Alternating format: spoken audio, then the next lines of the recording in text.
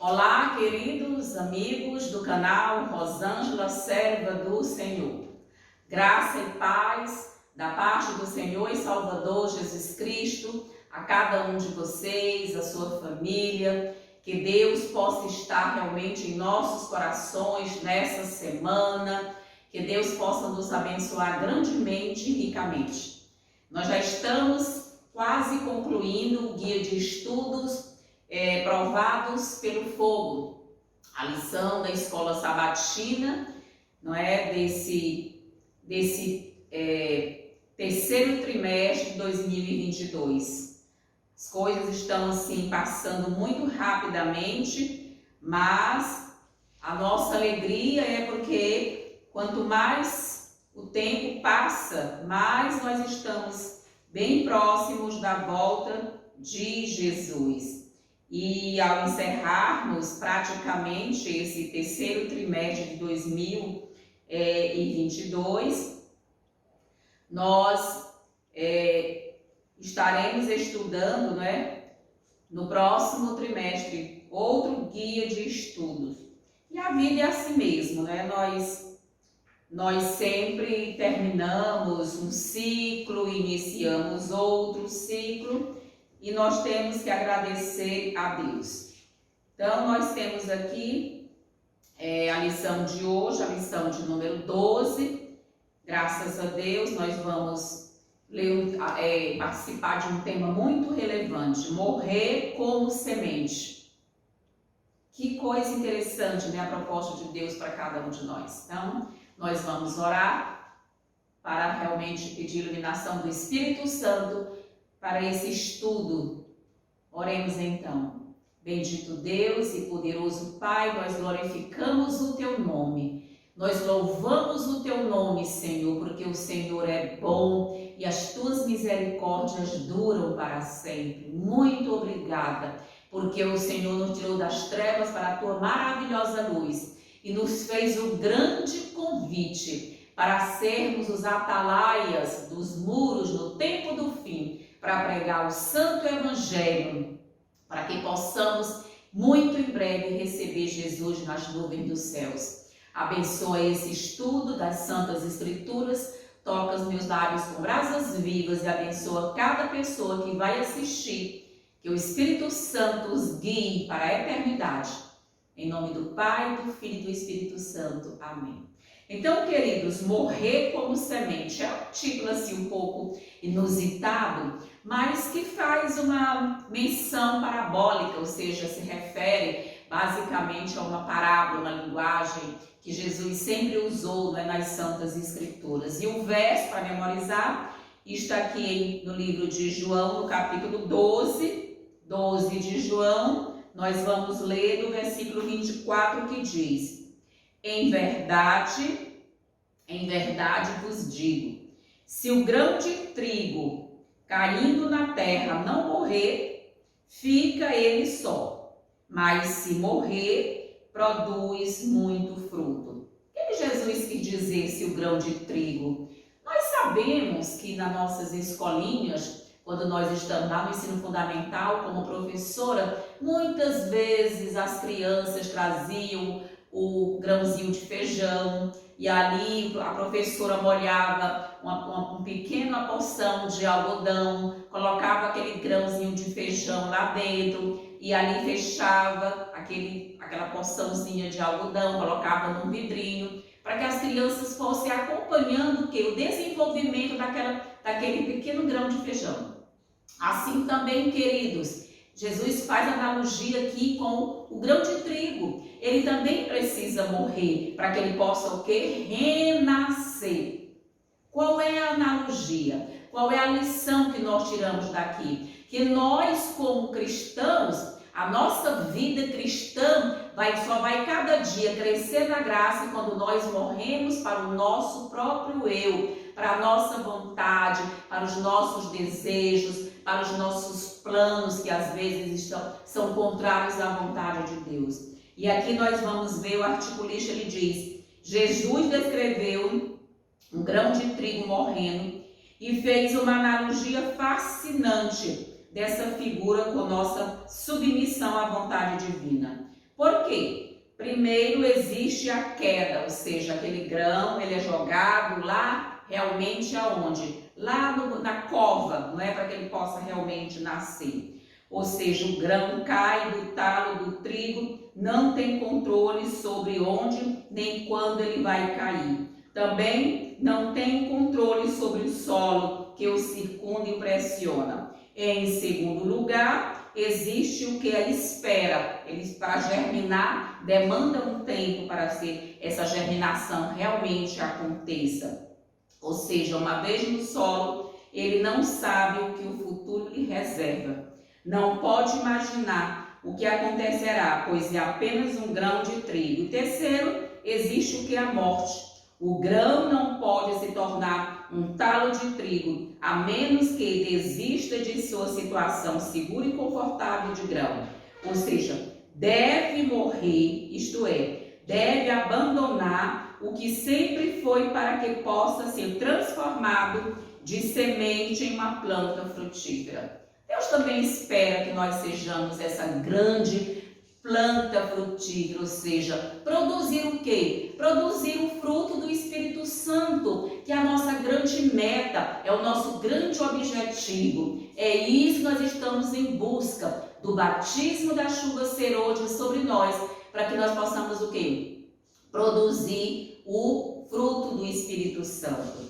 Aqui na parte de segunda-feira diz submissão para o serviço. Ou seja, muitos querem ir para o serviço de Deus apenas com o título líder, liderança, os que mandam, entre aspas. Mas Jesus aqui dá outra conotação. O líder é aquele que serve, é aquele que se humilha. Queridos, realmente o que nós temos que compreender é que essa submissão, ela vem do relacionamento com Deus.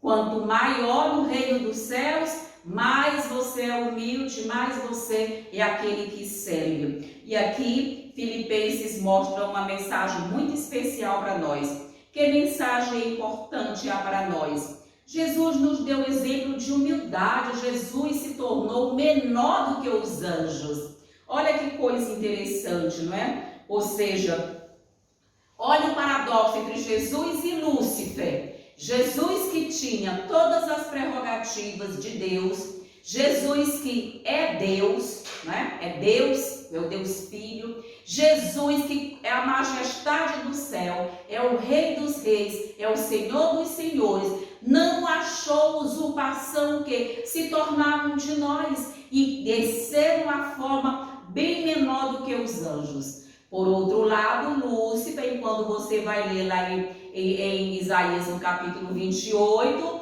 tu, olha como caíste, ó estrela da alva, tu que debilitavas as nações e disseste no teu coração, subirei ao mais alto trono e serei semelhante ao Altíssimo.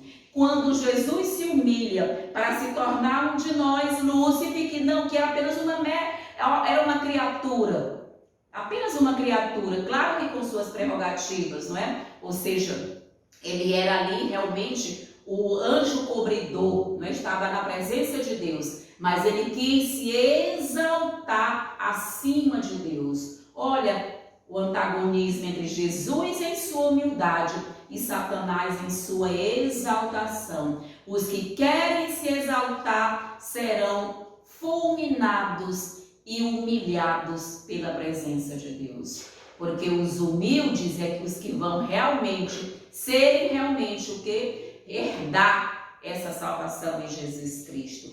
Ou seja, Jesus teve essa expectativa, né, daquilo que nós nem merecemos. Deus se fez homem, uma condição de servo, humilde, uma atitude, foi a humildade, foi a atitude de Cristo, não é? Ou seja, quando Abraão também estava lá com Deus, no texto diz: Abraão, eu vou te exaltar. Amém. Nós temos que esperar que Deus possa nos exaltar. E Deus exalta, Deus levanta, Deus sustenta com a sua destra fiel. A cultura contemporânea nos exorta a exigir, fazer valer os nossos direitos. Ah, mas esse é o meu direito, eu tenho esse direito. Queridos, em nome de Jesus, deixemos os nossos direitos sob a competência de Deus, nas mãos de Deus. Ele é quem vai, no momento certo, resolver todas as questões. Isso é bom e, em geral, é o que deve ser feito. Contudo, como aconteceu com Jesus, a vontade de Deus pode nos pedir que abramos mão de nossos direitos livremente, a fim de servir ao Pai de maneira que terão um impacto eterno para o reino de Deus.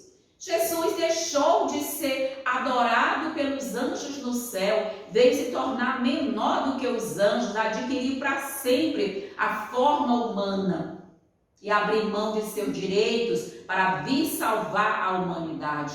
Assim também, queridos, devemos ser cada um de nós, abrir mão de nossos direitos muitas vezes para fazer a vontade de Deus. Ou seja, como servo, ele não teve uma vida longa e pacífica e foi obediente até a morte. Jesus sempre fez ali a vontade de Deus, sempre obedecendo a Deus. Jesus reprimiu seus direitos, renunciou seus direitos, e o fator dessa igualdade com o Pai, ele era igual ao Pai, para morrer por nós, não é? Ou seja, ele foi exaltado acima de todo nome. Às vezes nós precisamos o quê? Renunciar os nossos direitos e submeter à vontade de Deus. Jesus não espera ser reconhecido, não. Jesus, pelo contrário, ele fez a vontade de Deus. Vejamos o que Ellen White comenta aqui sobre essa lição. Ela vai dizer: todos que quiserem produzir fruto como cooperadores de Cristo precisam cair na terra e morrer. A vida precisa ser lançada no solo da necessidade do mundo.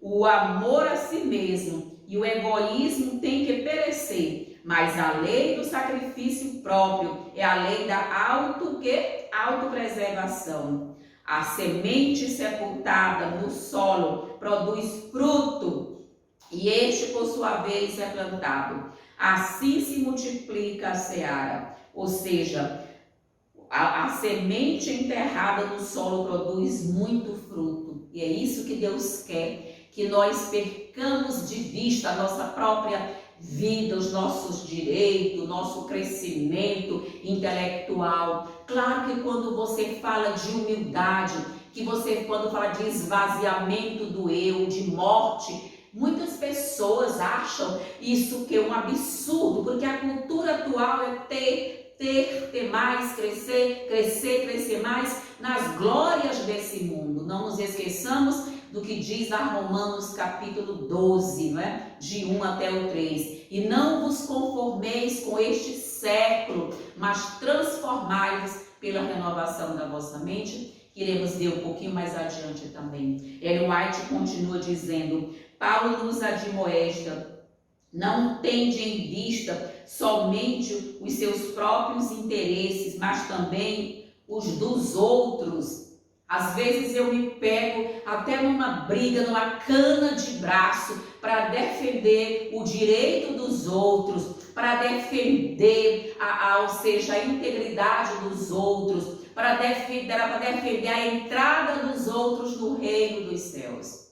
Queridos, às vezes você, como cristão, como cristã, você precisa ser uma atalaia sobre os muros. Ou seja, Jesus amou o mundo de tal maneira que deu seu Filho unigênito, para que todo aquele que ele pudesse morrer, para que todo aquele que nele crê não pereça, mas tenha a vida eterna. E quem sou eu, né, para atirar pedras em meus irmãos? Quem sou eu? E quando eu os vejo, os que gostam de jogar pedras, eu digo: eita, Senhor, esses estão tão longe do reino dos céus. Ainda bem que Deus nos dá a compreensão de estudar as santas escrituras, não é, queridos? Para realmente saber que nós precisamos nos esvaziar e que o nosso maior inimigo é o nosso eu, somos nós mesmos. Ellen White continua: Jesus, ele se esvaziou, assumindo a forma de servo, tornando-se semelhante aos seres humanos. E reconhecido em figura humana, ele se humilhou, tornando-se obediente até a morte e morte de cruz. Que morte foi essa que Jesus passou? A morte mais horrenda, uma morte que era uma vergonha, que era um vitupério só para os olhos humanos. Imagina os olhos dos céus, os anjos terem que ver o seu comandante celestial numa morte tão cheia de ignomínia, tão cheia de vergonha, aquela morte de cruz. E Jesus não achou por usurpação o ser o quê? Ser menor do que Deus, ou perder um pouco da igualdade com Deus naquele momento em que ele se tornou homem. Paulo estava convencido de que se os homens pudessem ser conduzidos a considerar o sacrifício estupendo feito pela majestade do céu, o egoísmo seria banido dos corações. O apóstolo se deteve demoradamente sobre ponto após ponto, para que pudéssemos compreender de alguma forma a maravilhosa condescendência do Salvador em favor dos perdidos. Que condescendência se tornar um de nós. Ai, que Deus maravilhoso ter que se tornar um de nós, meu Salvador. Foram-me mostrados os valdenses e o que eles sofreram por causa de sua religião. Ah, queridos, como os valdenses sofreram. Eles estudavam conscienciosamente a palavra de Deus e viviam segundo a luz que possuíam. Foram perseguidos e expulsos de seus lares. Suas posses obtidas mediante duro trabalho foram-lhes confiscadas e suas casas também foram queimadas. Fugiram para as montanhas e ali enfrentaram terríveis sofrimentos, suportaram fome, fadiga, frio e nudez. A única veste que eles perderam para obter era o quê? Era a pele de animais. E, no entanto, os dispersos e desabrigados se reuniam para unir as vozes em cânticos de louvor a Deus, porque eram tidos por digno de sofrer pelo nome de Cristo. Amém. Oxalá eu também seja digna de sofrer pelo amor a Cristo. Ah, Senhor, eis-me aqui, eu digo, batiza-me nos teus sofrimentos, se essa for a tua vontade para a minha pessoa. Queridos, aqui está a fórmula, ou seja, o caminho, o pré-requisito, Deus mostrando, você quer ser grande? Pois seja o que se humilha, aquele que chora, não é pelo teu irmão, pela tua irmã, pela tua família. Queridos, em nome de Jesus, que coisa maravilhosa. Vejamos aqui na parte de segunda-feira, morrer antes de conhecer. O que é que significa isso? Morrer antes de conhecer? Vejamos aqui, que estudo maravilhoso. Muitos buscam conhecer a vontade de Deus. E Jesus disse, se eu soubesse a vontade do Senhor para a minha vida, sacrificaria tudo para Ele. Esse aqui é o discurso de muitos, que eu ouço esses discursos há muitos anos nas fileiras de Deus. Muitos, se eu soubesse a vontade. Como você não sabe qual é a vontade de Deus? Eu sempre soube qual era a vontade de Deus para a minha vida. Eu sempre soube, desde tenra idade. Como é que eu digo se eu soubesse qual era a vontade de Deus? Mas, mesmo depois de declarar isso, podemos ficar confusos sobre a vontade do Pai. Encontramos a razão dessa confusão em Romanos 12, que eu já tinha mencionado um pouco ali, 1 e 2, onde Paulo descreve o quê? Que nós precisamos conhecer qual é a vontade divina. E aqui, nesse versículo que eu vou declamar de cor, diz, rogo-vos, pois, irmãos, pelas misericórdias de Deus, olha que coisa incrível, pelas misericórdias de Deus, que apresenteis os vossos corpos como sacrifício vivo, santo e agradável a Deus. Por que isso, queridos? Porque quando nós entendemos que nós somos o sacrifício que Deus quer de nós, que Deus quer o nosso corpo como um sacrifício, que Deus quer que eu negue a minha vontade, que eu negue a mim mesma para fazer a vontade de Deus, eu estou o quê? Estou morrendo antes de conhecer. Eu preciso morrer para o eu, para poder ter a plenitude do conhecimento de Deus, a plenitude do amor a Deus. E aqui o apóstolo Paulo diz: e não vos conformeis com este mundo, mas transformai-vos pela renovação da vossa mente. Para quê? Para que experimenteis qual seja a boa, perfeita, olha que coisa linda, vontade de Deus, agradável, boa e perfeita vontade de Deus. Será que é impossível nós conhecermos a vontade de Deus? Obviamente que não. A vontade de Deus está aqui de Gênesis a Apocalipse. E nós precisamos o que? Estudar as Santas Escrituras, porque nós teremos o nosso grande quinhão, que é a vontade de Deus. Oxalá que nós possamos realmente compreender a vontade de Deus, ou seja, teremos verdadeiramente entendimento das misericórdias de Deus. Será que você sabe o que é a misericórdia de Deus? Eu tenho visto mais atualmente próximos de mim muitas pessoas que sequer sabem o que é a misericórdia de Deus, nem para a vida delas, quanto mais para devotar essa misericórdia ou transcender essa misericórdia para outras pessoas. Queridos, nós precisamos compreender o que é a misericórdia de Deus, o prazer da misericórdia de Deus.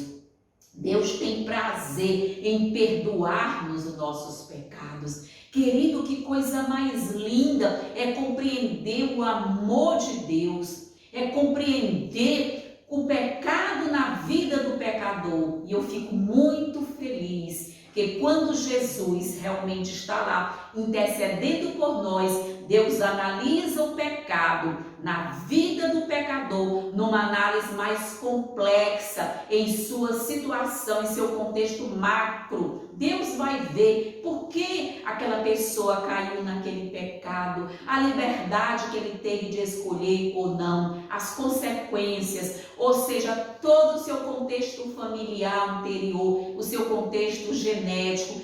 Aleluia! Porque Deus é um Deus maravilhoso e Ele, ao julgar a humanidade, nenhum ser humano será julgado de maneira o quê? De maneira incorreta ou de maneira o quê? Parcial. Deus vai usar de imparcialidade com todos os seres humanos. Eu fico tão feliz porque eu sei que nenhum ser humano, que por menor que seja o seu grito de salvação, que por menor que seja a sua lágrima, mesmo que seja aqui no coração, num coração que ainda quer confessar, no coração que ainda está nesse caminhar com Deus, Deus vê, Deus sabe, Deus ouve e Deus vê. Aleluia, porque Deus sabe todas as coisas. Ele é o justo juiz que julgará cada um de nós. A outra questão, oferecemos a nós mesmos como sacrifício vivo. Temos que nos oferecer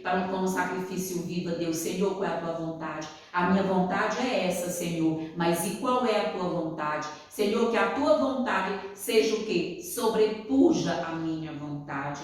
E terceiro, ele vai dizer que a nossa mente possa ser o quê? Renovada. Como é que eu quero renovar a minha mente se a minha mente vive cheia de porcarias de Hollywood, de Netflix, Globoplay, dessas porcarias que Satanás tem gasto tanto tempo para elaborar, para entreter o povo de Deus, para tirar o brilho das Santas Escrituras, a alegria das Santas Escrituras, o prazer de estudar as Santas Escrituras. Queridos, em nome de Jesus, compartilha esse vídeo para outras pessoas, para que eles possam voltar os olhos para as Santas Escrituras. Nós estamos no limiar do fechamento da porta da graça e precisamos de uma mente renovada em Jesus Cristo. Para quê? Para saber qual é a boa, agradável e perfeita vontade de Deus. Jesus está fazendo uma grande obra nesse momento e nós precisamos aceitar essa obra de Deus. Ou seja, e aqui o que ele quer dizer? Que nós temos que ter em vós a mesma mentalidade de Jesus. Nós vemos aqui na lição de domingo, ali tende em vós o mesmo Espírito que há em Cristo Jesus. Que Espírito, queridos? Espírito de amor, de perdão, de aconchego, de carinho, de abraço. Jesus não veio condenar, Jesus veio para salvar. E às vezes eu vejo réis mortais querendo condenar seus irmãos e de maneira sumária. Ah, queridos, em nome de Jesus, nós precisamos morrer realmente para depois conhecer. Quanto mais nós morremos para o nosso eu, mais nós nos achegamos a Deus e o conhecemos. Ou seja, nós temos que ter a mesma mentalidade de Cristo Jesus, uma mente salvadora, acolhedora, uma mente de perdão, uma mente de salvação para as pessoas. Ou seja, o nosso modo de pensar e de agir a partir de uma lógica muito distinta. Nós temos que ter uma lógica distinta da lógica do mundo, ou seja, nós temos que ter um ato de renúncia. Queridos, olha o que Ellen White comenta aqui, que coisa extraordinária ela vai justamente comentar aqui nessa parte de segunda-feira. Ela vai dizer: os que procuram a justiça de Cristo irão se deter nos temas da grande salvação. A Bíblia é o cordeiro, é o celeiro que lhes supre a alma com alimento nutritivo. Eles meditam sobre a encarnação de Cristo. Eles contemplam o grande sacrifício feito para salvá-los da perdição, para levar cada um deles o perdão, a paz e a justiça eterna. A alma é inflamada, ela é tocada, não é isso? Com esses grandes e elevados temas: a santidade e a verdade, a graça e a justiça ocupam os pensamentos. O que ocupa o pensamento desse povo? São os filmes de Hollywood, são as séries de Hollywood que tem vários episódios, cada série tem 20 episódios, depois você tem a segunda temporada e o povo vai assistindo e querem ter compreensão de Cristo, querem ouvir falar, querem ouvir a voz de Cristo. Claro que não, jamais ouvirão a voz de Cristo. Estão aprendendo de Satanás, e é a voz deles que eles conseguem ouvir. Eles ouvem a voz de Satanás. E aqui ela diz: a alma é inflamada com esses grandes e elevados temas. Que temas? A santidade e a verdade, amém. A graça e a justiça ocupam os seus pensamentos. Ou seja, morre o eu e Cristo vive em seus servos. É a morte do eu, queridos. Na contemplação da verdade, arde neles o coração, como o coração dos 12 discípulos que estavam a caminho de Emaús, nós sabemos. E Cristo andou com eles pelo caminho. Quando o seu coração arde do amor a Deus, da justiça de Deus, quando você pleiteia em favor de um irmão, você intercede, Deus está mostrando que você está recebendo o amor de Cristo. Queridos, e aqui vai a grande lição, o grande recado: Deus não vai permitir que pessoas que não amem o pecador.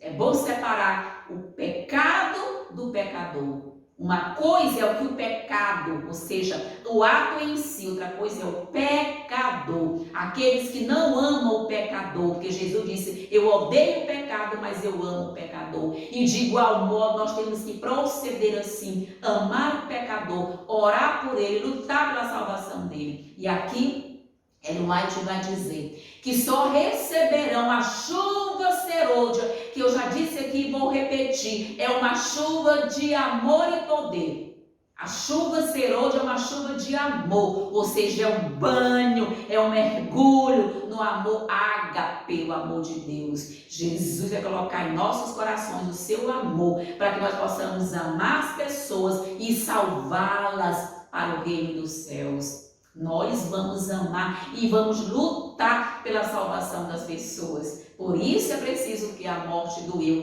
que Deus arranque todo o egoísmo do nosso coração. E ela continua dizendo: o céu terá custado bem pouco se o obtivermos enfrentando o sofrimento. Precisamos negar nós mesmos ao longo de todo o caminho, morrer para o eu diariamente e deixar que somente Jesus apareça e ter em vista continuamente a sua glória. Vi que ultimamente tem abraçado a verdade. Olha só que ela vai dizer assim: vi que os que ultimamente têm abraçado a verdade terão que aprender o que é sofrer por amor a Cristo, que terão provas a suportar, provas que serão agudas e cortantes. Olha a experiência dos valdenses, dos huguenotes, olha a experiência dos discípulos. E sabe o que está profetizado a nosso respeito? Nós passaremos por dias piores, por momentos piores. Por quê? Porque estamos vivendo na escória da humanidade.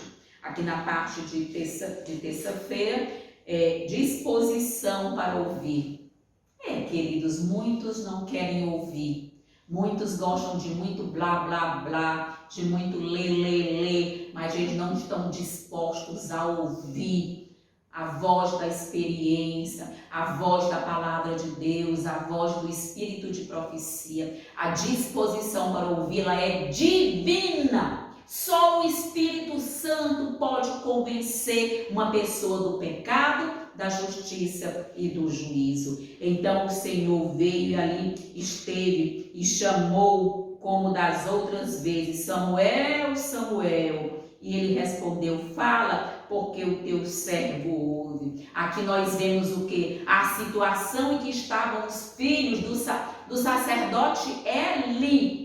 Não é porque meu pai é primeiro ancião, porque meu pai é ancião, porque meu pai é pastor, que meus filhos estarão no céu. Olha, eu conheço vários filhos que estarão o quê? Acendendo lâmpada lá para o Satanás no inferno. Vamos lá pegar pela Bíblia. Onde é que estão os filhos de Arão? Nadab e Abiú, mortinhos e perdidos da Silva. Era um filho de pastor, de líder da igreja, não é? Ser líder de igreja não quer dizer que você tem as prerrogativas de salvar a sua família. Vai depender do seu comportamento, do meu comportamento como mãe, como pai. Não é para orientar, para ajudar nossos filhos. E os filhos de Eli, Ofni e Finés aqui, eu tenho até um sermão aqui no meu canal, se você quiser assistir, procure esse sermão, que eu falei ali dos filhos de Ló e comparei com os filhos de Eli. Eli era um homem de Deus, um sacerdote, mas o que? Ele era permissivo na educação dos filhos. Ele via o erro dos filhos e passava o quê? Passava a mãozinha na cabeça. E hoje eu vejo também na igreja muitos pais cujos filhos estão em franco pecado lá fora da igreja, mas estão trabalhando dentro da igreja.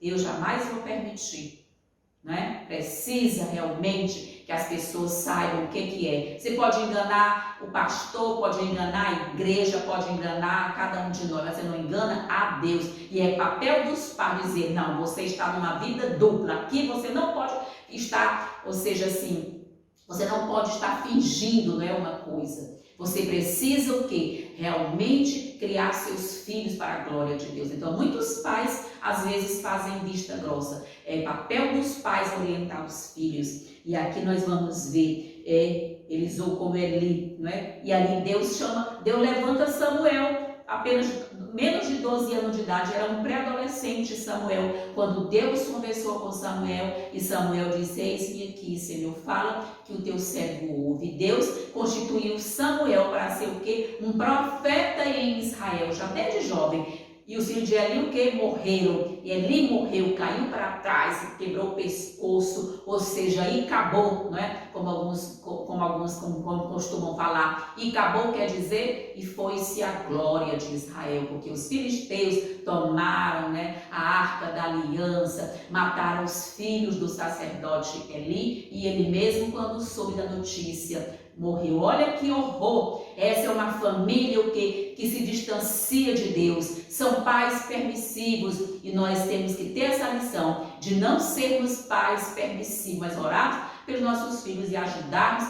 para que eles possam se encaminhar para a glória de Deus. Os filhos de Eli tinham outro interesse em mente além da vontade de Deus. Embora Eli tenha falado com seus filhos depois de ter ouvido o que Deus queria, parece que ele não fez mais nada além disso. Seus filhos, obviamente, não estavam prontos para submeter a vida à vontade divina. Que contraste com Samuel. Por outro lado, Samuel, ainda bem tenra idade, se colocou nas mãos de Deus. O Espírito Santo não fala, ou seja, a mudança para o outro, para o neutro, temos que estar ali o quê? No aspecto, coloca aqui, não é? Ou seja, o Espírito Santo não fala para transmitir informações, e sim para obter uma resposta. O Espírito Santo não é um de blá, blá, blá. Ele quer o quê? Aqui diz, ele vai convencer do pecado, da justiça, do juízo. Eu quero falar para que haja mudança, para que haja transformação e para que haja salvação. E aqui vamos ver o que Ellen White comenta, aqui na parte de terça-feira, não é? Ou seja, ela vai dizer o seguinte, olha que coisa interessante que ela vai aqui mostrar. Eli era um homem bom e puro quanto à moral, mas era muito condescendente. O que Ellen White comenta? Ele era muito condescendente, porque meu filhinho está fazendo isso, pode fazer. Cuidado, não é? Passar a mãozinha na cabeça do filho em pleno pecado. Não, ao invés de repreender, não é isso? Ou seja, mas era muito condescendente. Ele incorreu o desagrado de Deus porque não fortaleceu os pontos fracos de seu caráter. Não queria ferir os sentimentos de ninguém e não teve a coragem moral necessária para repreender e reprovar o pecado. São os famosos pregadores, né? Os pregadores famosos, são aqueles que não querem, eles não podem repreender, eles não podem reprovar, é só sobre o que? Oba, oba, oba, oba, oba, oba. Aqui tem um exemplo, ele era esse tipo de, ele não queria desagradar, ele prefere desagradar a Deus, mas não desagrada os homens. Que incoerência, porque a Bíblia diz, mais importa agradar a Deus do que aos homens. Olha aí a mudança, não é? De foco, olha a mudança de paradigma. Queridos, ele não queria ferir os sentimentos de ninguém. Seus filhos eram homens perversos, contudo, ele não os removeu do seu cargo de confiança.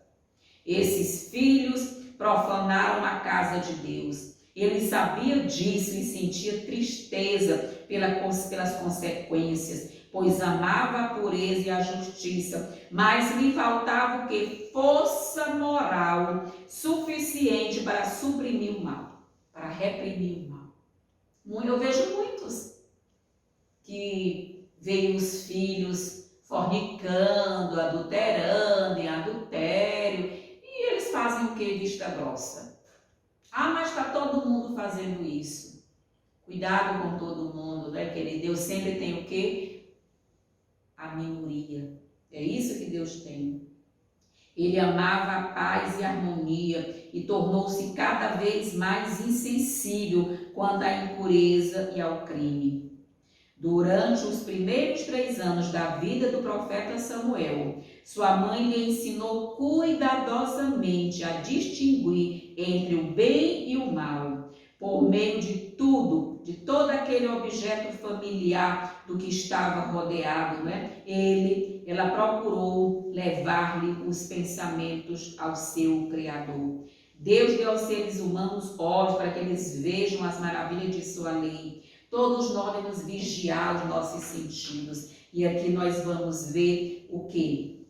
Muitas vezes os pais, eles são responsáveis pela perdição dos filhos. Aqui na parte de quarta-feira, autossuficiência, não é? Ou seja, quando Eva pecou no jardim do Éden, ela não foi simplesmente porque Deus estava o quê? Mas ela duvidou da palavra de Deus.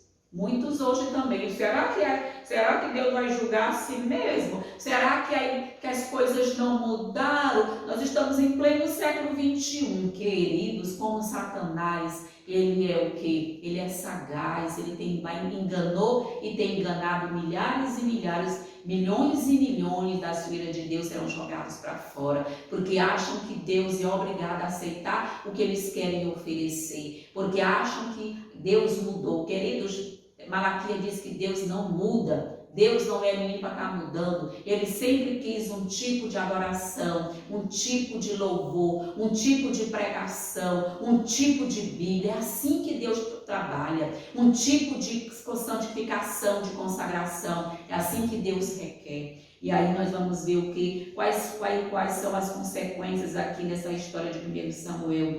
Ou seja, o que foi que Saul fez, queridos? Quando você vai estudar a história de Saul, você lê que Saul era cheio do Espírito Santo. Saul recebeu uma porção tremenda, grandiosa do Espírito Santo. E por que Saul aqui perdeu o discernimento? Por que ele se tornou autossuficiente? Para realmente ali o que? Tomar o lugar do sacerdote, o lugar do profeta, para oferecer sacrifícios, se aquilo era prerrogativa de um sacerdote, de um profeta e não de um rei. Queridos, quando Samuel disse para ele, vai, que depois de 7 dias eu vou chegar para fazer o quê? Para oferecer os sacrifícios a Deus, eu estarei aí. Saul achou que passou um pouquinho dos dias que Samuel deveria chegar, ele se achou no direito. Ele ouviu o quê? As sugestões da ala, não é? Da ala moderna. Não, você pode oferecer o sacrifício, você pode fazer isso na igreja, isso aí tem problema não. E ali Saul, queridos, perdeu a sua salvação.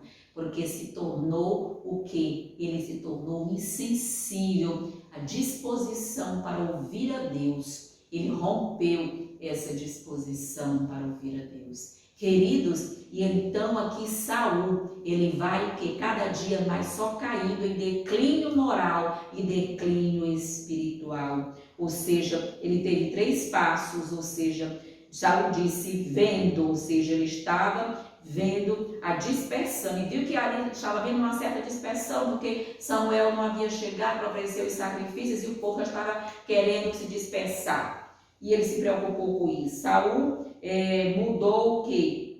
De vendo para eu disse. Ele declarou que os filisteus os conquistariam, não é isso? O que Saul viu com seus próprios olhos moldou e o quê? O que presumiu e disse a situação. Muitas vezes você vê uma situação, mas está todo mundo fazendo assim, mas nós não somos todo mundo, nós somos o povo eleito de Deus, escolhido de Deus, separado por Deus, santo para Deus. Nós não somos porque está todo mundo fazendo, vamos fazer, claro que não, queridos. E o terceiro, Saul mudou do eu disse para oferecer, ou seja, ele foi para a ação. É assim que muitos têm feito. Todos nós já fizemos isso, né, queridos? Ou seja, confiamos em nossa própria visão, na visão humana que nos leva a confiar em nosso próprio pensamento. É isso, infelizmente, é assim que as pessoas vivem. Aqui Ellen White já comenta, aqui na parte de quarta-feira, ela vai justamente dizer isso. Saul tinha falhado em resistir à prova de fé na difícil situação em Gilgal, trazendo desonra sobre o serviço de Deus.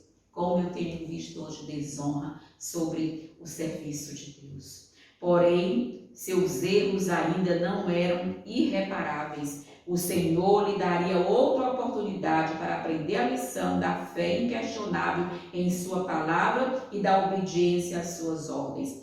Quando foi repreendido pelo profeta em Gilgal, Saul não viu o quê? Grande pecado na condescendência, na conduta que tinha adotado. Entendeu que havia sido tratado injustamente e se esforçou para justificar suas ações, apresentando desculpas para seu erro. A partir daquele momento, pouca comunicação teve com o profeta. Samuel amava Saul como se fosse um filho, e este, ousado e impetuoso em seu temperamento, tinha o profeta em elevada consideração. Contudo, ressentia-se da censura de Samuel e dali em diante procurava evitá-lo o máximo possível. Olha, eu sou rei e vi esse profeta aí, esse profetinha aí querer me conduzir, me repreender. Hoje também eu vejo isso.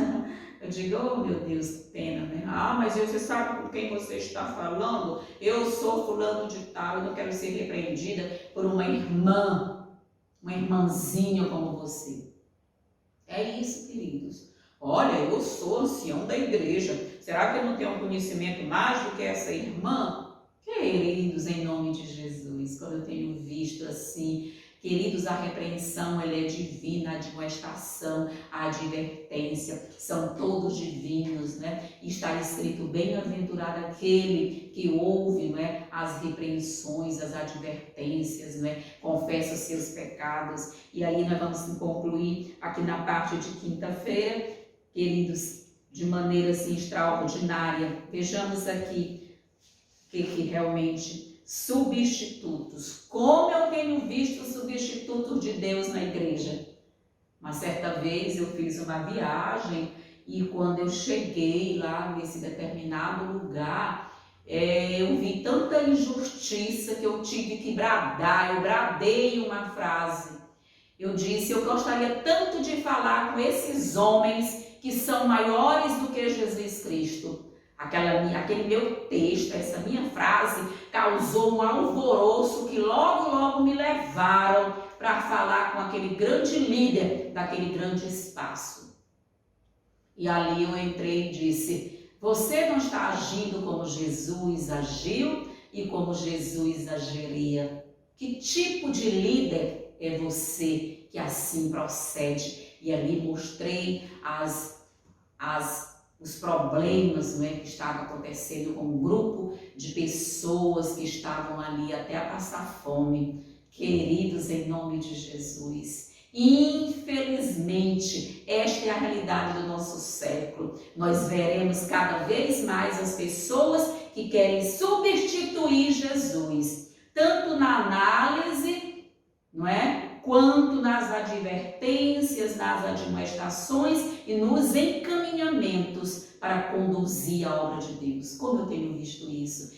E aqui que nos orienta, Ezequiel capítulo 9, suspirem e gemam. Suspirem, gemam, que no momento certo Deus vai reaver a sua obra. Deus vai tomar a obra dele nas mãos dele e colocar na mão dos mesmos que ele colocou lá no templo de Israel, nas mãos daqueles 12, que não tinham aquelas prerrogativas especiais, mas que tinham as prerrogativas espirituais. Louvado seja Deus, porque nós já conhecemos o final, que nós não queiramos substituir a Deus e ouvir a voz dos substitutos, ou seja, aqui nós vemos o quê?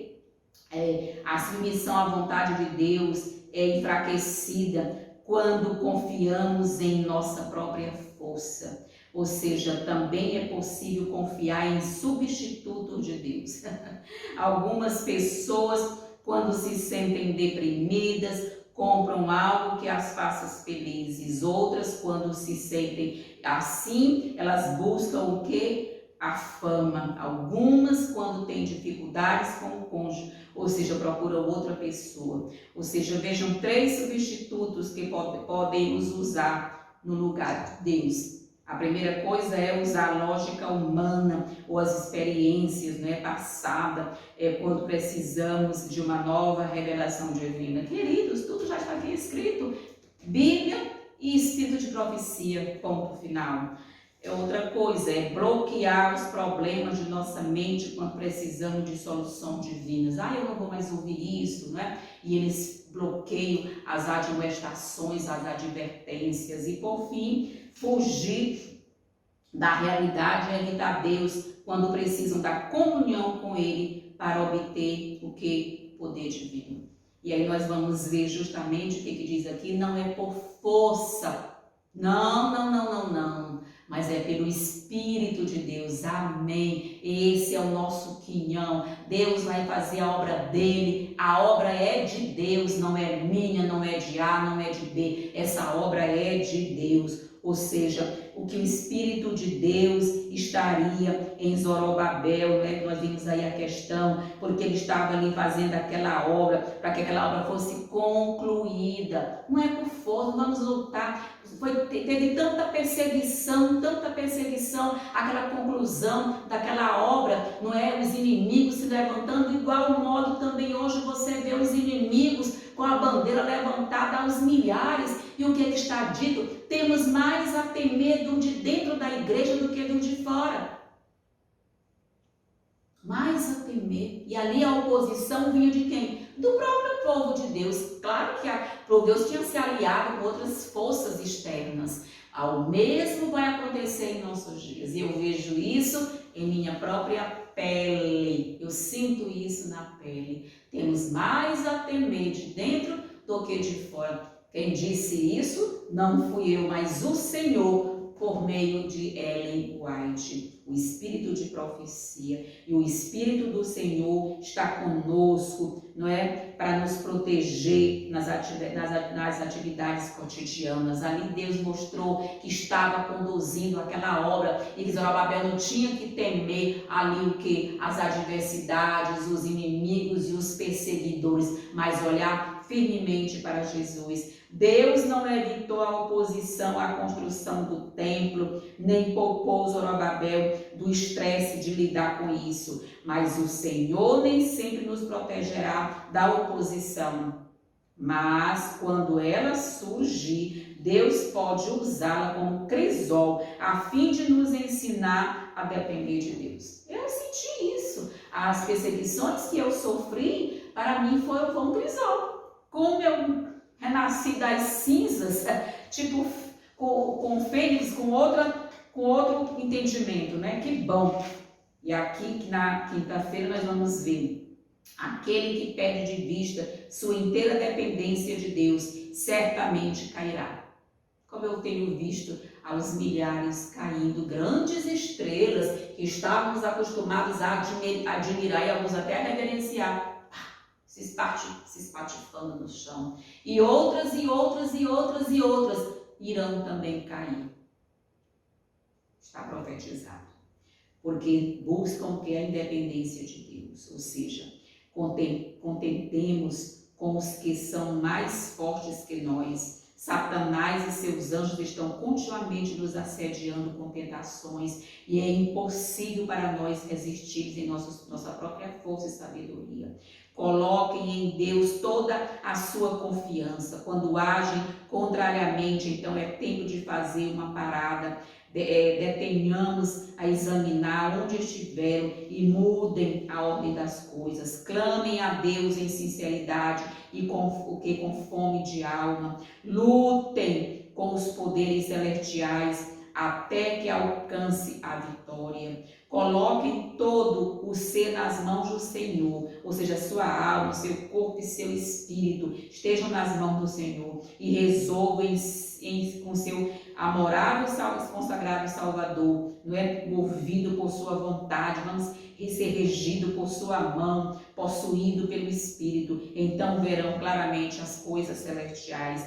Se permitirmos que nosso espírito estivesse mais em Cristo e no mundo celestial encontraremos poderoso incentivo e auxílio para lutar as batalhas do Senhor. Zorobabel tinha ido a Jerusalém para edificar a casa do Senhor, mas se viu cercado de dificuldades e de muitos inimigos, queridos. Seus adversários desanimaram o povo de Judá, inquietando-o no edificar, ou seja, e o forçaram, não é isso? A parar com a obra. Mas o Senhor se interpôs em favor dele e a casa foi terminada. Essa é a nossa esperança, saber que Deus, ele vai se interpor entre nós e os nossos inimigos. Ele vai nos defender, ele vai nos dar força. As mesmas dificuldades que foram criadas para atrapalhar a restauração e o desenvolvimento da obra de Deus e as grandes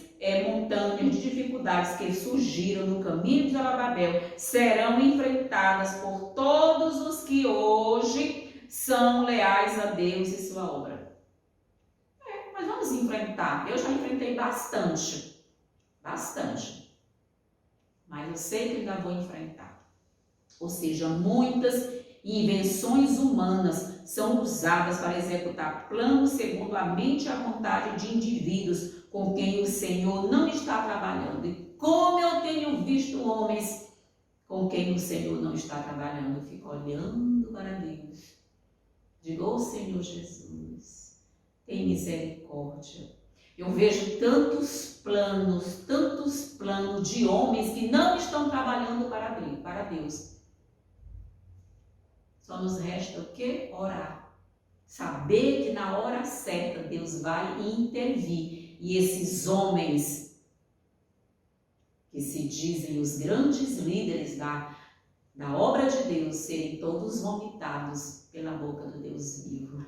Essa é a nossa esperança, queridos. Ela continua dizendo aqui, olha que coisa séria. Mas não são palavras jactanciosas, nem uma multidão de cerimônias que mostram que o Senhor está atuando junto a seu povo. Deus tem um povo sincero, remanescente e honesto. O suposto poder do agente humano não decide essa questão. Aqueles que se colocam em oposição à obra do Senhor podem conseguir atrapalhar em um bom tempo, mas o mesmo Espírito que sempre guiou a obra do Senhor continuará e vai guiar até o final, não por força nem por poder, mas pelo meu Espírito, diz o Senhor dos Exércitos. Amém.